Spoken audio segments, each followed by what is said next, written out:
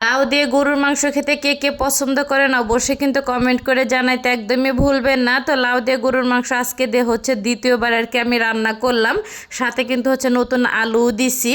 আর খেতে মাসাল্লাহ দিলে অসম্ভব আর কি মজা হয়েছে। আর সব থেকে মজার ব্যাপার হচ্ছে আজকের কিন্তু ভিডিও ম্যান হচ্ছে আমার ছেলে, কারণ ম্যাক্সিমাম ভিডিও হচ্ছে আর কি আমার মেয়ে করে দেয়। তো হুট করে দুপুরের দিকে হচ্ছে আমার মেয়ে আর কি ঘুমিয়ে পড়ছে, পরে কি আর করার, পরেই তো ছেলে হচ্ছে আর কি আমাকে ভিডিও করে দিতেছিল এবং ছেলে আর আমি দুজনে মিলে আর কি গল্পও করতেছিলাম। আর এই তো ফ্রিজ থেকে হচ্ছে আর কি গরুর মাংসটা আমি বের করে নিলাম। তো গরুর মাংসটা হচ্ছে আনছিল 3 কেজির মতন। তো অর্ধেকটা দিয়ে হচ্ছে গেল সপ্তাহে আর কি আমি খিচুড়ি রান্না করছি, তো অর্ধেকটা দিয়ে হচ্ছে আর কি আলু দিয়ে লাউ দিয়ে হচ্ছে আর কি গরুর মাংস রান্না করব। তো হচ্ছে লাউটা অনেক কচি থাকার কারণে আমার কাছে মনে হলো যে রান্নাটা খেতে আর কি বেশি মজা হয়েছে। যাই হোক, আর এদিকে কিন্তু মাংসটা হচ্ছে আর কি আমি ভিজে নিতেছিলাম। আর আজকের ভিডিওটাও কিন্তু হচ্ছে দুপুর থেকে শুরু করলাম। তো আসসালামু আলাইকুম, সবাই কেমন আছেন? আশা করি ভালো আছেন। আমি আল্লাহর রহমতে অনেকটা ভালো আছি। খুবই ছোট্ট একটা ভিডিও নিয়ে আসছি, তো আশা করি ফুল ভিডিওটা সঙ্গেই থাকবেন।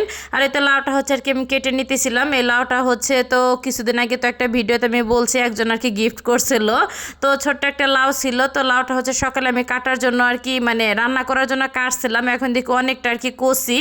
তো ভাবলাম হচ্ছে গরুর মাংস যেহেতু ফ্রিজে আছে, তো গরুর মাংস দিয়ে হচ্ছে আর কি রান্না করে ফেলবো।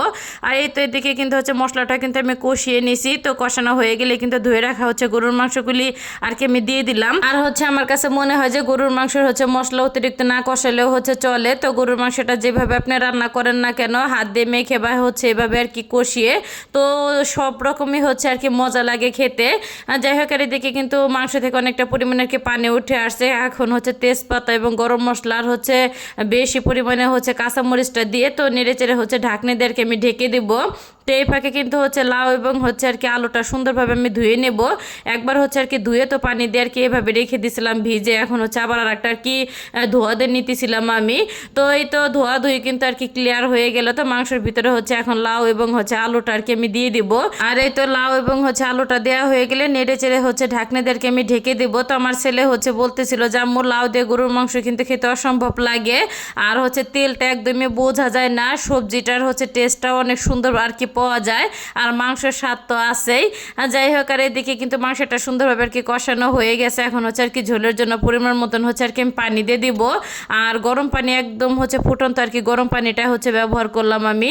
তো এই তো পানিটা দেওয়া হয়ে গেলে কিন্তু নেড়ে চেড়ে তো হচ্ছে ঢাকনা দিয়ে আর কি ঢেকে দেবো। ঝোলটা হচ্ছে অনেকটা আর কি টেনে আসা পর্যন্ত হচ্ছে আমি রান্না করে নিছি।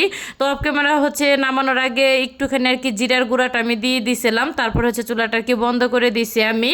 তো রান্নাটা কিন্তু আর কি আমার হয়ে গেছে। তো কেমন হইলো রান্নাটা অবশ্যই কিন্তু সবাই কমেন্ট করে জানাতে একদমই ভুলবেন না। আর এইদিকে এই দেখেন আমার মেয়ের কি কাণ্ড, আমার মেয়ে এত সুন্দর করে হচ্ছে লুডুস পাকায় আনছে আমাকে দিছে। লুডুসটা খেতে অসম্ভব মজা হয়েছে, আর কালারটা দেখতেও কিন্তু অনেকটা সুন্দর লাগতেছিল। তো ভিডিওটা এখানে শেষ করলাম, সবাই ভালো থাকবেন, আল্লাহ হাফেজ।